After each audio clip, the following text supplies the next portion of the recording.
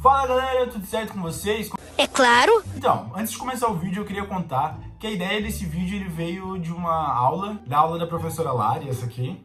E nessa aula, uma dupla de amigos meus, eles estavam apresentando um trabalho. Esse trabalho era um roteiro de um vídeo. E no meio desse roteiro que eles estavam apresentando, numa cena específica, aconteceu o que eles chamaram de barulho.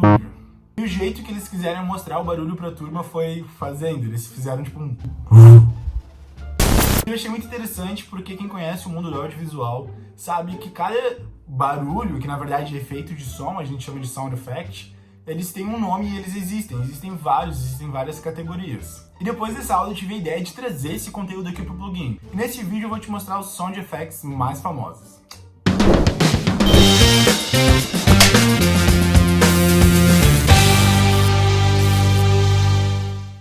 Então bora, vamos começar o vídeo e vamos começar pelo sound effect Whoosh. Whoosh ele é um dos mais famosos, se não o mais famoso dos efeitos de som, que ele é muito utilizado para movimentos. Isso significa que tu pode usar ele para dar mais vida em alguns movimentos, como esse aqui, por exemplo. Ou até mesmo alguma coisa passando pela tela. Ave Maria. Tu também pode usar ele em transições como o zoom in e o zoom out. Mas com certeza a aplicação dele mais famosa é entre transições de cenas, como essa aqui. Outro efeito sonoro muito utilizado na edição é o glitch. Dá uma escutada aí.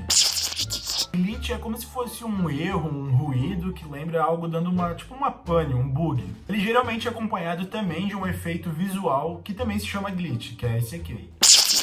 E o glitch ele é um efeito perfeito para dar uma quebra de expectativa.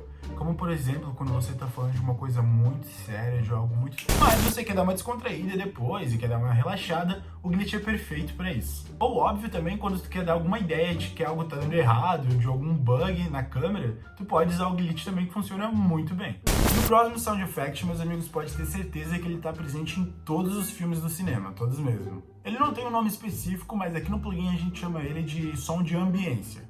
Como eu te falei antes, nos filmes, eles fazem parte como se fosse um cenário em áudio. Como, por exemplo, aqui no meu quarto mesmo, eu poderia colocar um som de ambiência, um cenário em áudio de trânsito.